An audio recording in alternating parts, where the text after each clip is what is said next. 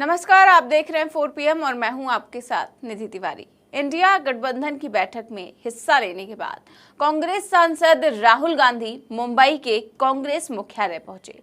इस दौरान राहुल गांधी ने वो काम किया जो स्मृति ईरानी को बिल्कुल भी पसंद नहीं है। हम बात कर रहे हैं फ्लाइंग किस की। जैसा कि आप जानते ही हैं, जब संसद के सत्र में मणिपुर को लेकर चर्चा हो रही थी तो स्मृति ईरानी ने राहुल गांधी पर आरोप लगाया था कि उन्होंने उनकी तरफ देखते हुए फ्लाइंग किस दी, जिसके बाद खूब हंगामा हुआ, खूब बवाल खड़ा हुआ। उसके बाद से राहुल गांधी जब भी फ्लाइंग किस देते हैं तब पब्लिक को स्मृति ईरानी की याद आ जाती है। जी हाँ, अभी कुछ दिन पहले ही राहुल गांधी ने लद्दाख में भी अपने चाहने वालों को फ्लाइंग किस दी थी, जब लद्दाख दौरे पर थे, और उनकी वो तस्वीर खूब वायरल हुई थी। और अब कल फिर से राहुल गांधी ने कुछ ऐसा ही किया कि स्मृति ईरानी ट्रोल हो गई। ये देखिए, ये कुछ सेकेंड्स का ही वीडियो है जिसमें राहुल गांधी फ्लाइंग किस करते नजर आ रहे हैं। ये वीडियो मुंबई में कांग्रेस मुख्यालय का है। जब राहुल गांधी संबोधित करके निकल ही रहे थे तभी उन्होंने कांग्रेस के कार्यकर्ताओं की ओर देखते हुए फ्लाइंग किस दी। उनका ये वीडियो शेयर करते हुए नरगिस बानो नाम के एक यूजर ने लिखा कि राहुल गांधी जी ने एक बार फिर से जनता का आभार जताते हुए फ्लाइंग किस किया।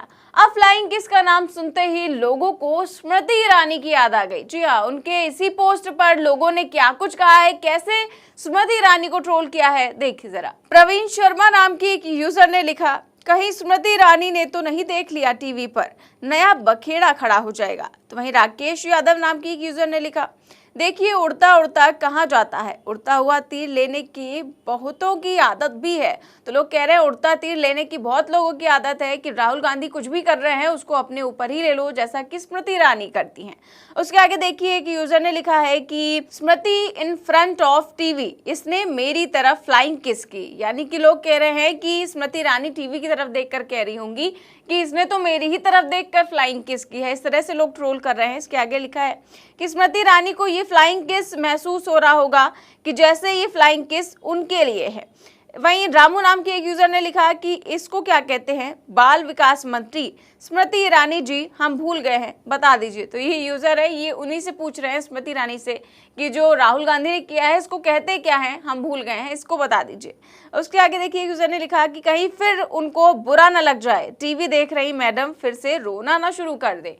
तो लोग यहाँ तक कह रहे हैं कि अब तो टीवी पर देखकर भी कहीं स्मृति ईरानी ये न कह दें कि राहुल गांधी ने उनकी ओर देखकर फ्लाइंग किस दी है। इसके आगे लिखा है कि सिलेंडर वाली फिर उठ खड़ी होंगी। अब कहीं स्मृति ईरानी ये ना बोले कि मैं न्यूज़ देख रही थी इसलिए राहुल गांधी ने फ्लाइंग किस मुझे दे दी।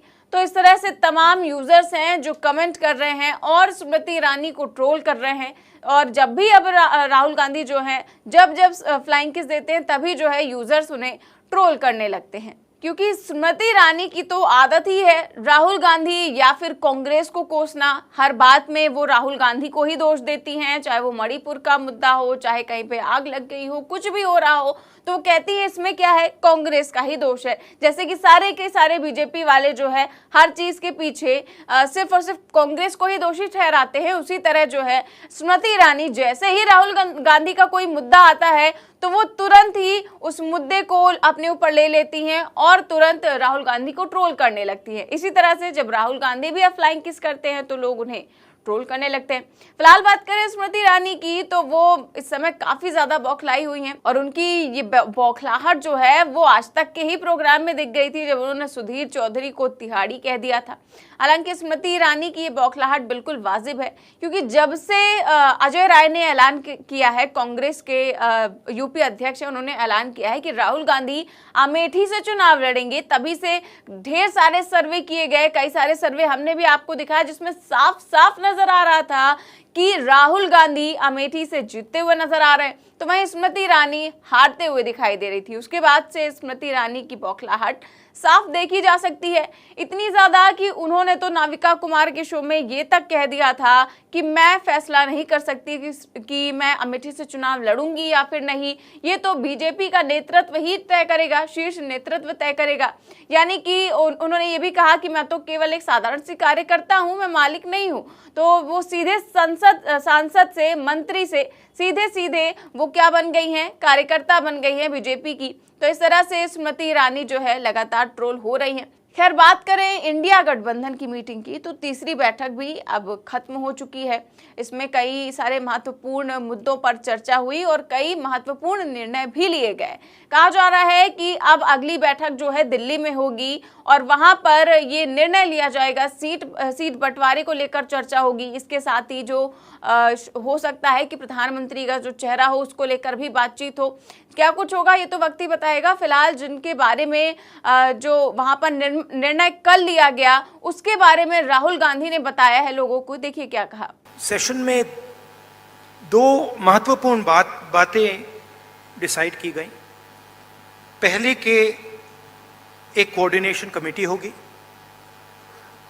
और दूसरी कि जल्दी से जल्दी जो सीट शेयरिंग का मामला है उसको हम डिस्कस करके उसमें हम रेजोल्यूशन निकाल देंगे।